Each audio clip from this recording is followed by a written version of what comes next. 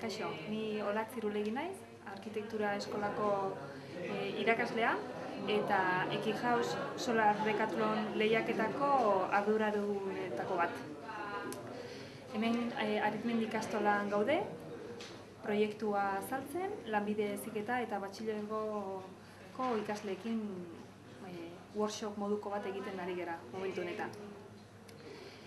Ekihaus edo Solar Decathlonen inguruan kontatzeko, horren inguruan zerbait kontatzeko, Estatu Batuetan sortzen den lehiaketa bada, energia departamentutikan edo martxan jartzen den proiektu bat, eta aurten izango da bigarren edizioa Europa mailan ere lehiaketa hori zelebratuko dena.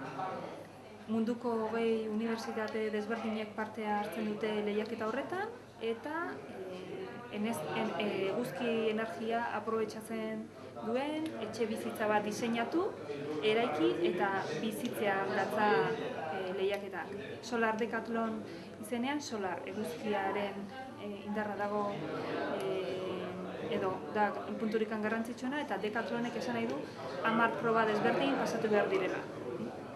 Horien artean bat da gizarteratzea edo proiektuaren inguruan lantzen diren kontzeptuak nola jendearen artean zabaltzen diren. Eta Arizmendi ikastolan hori da egiten ari gara momentu honetan.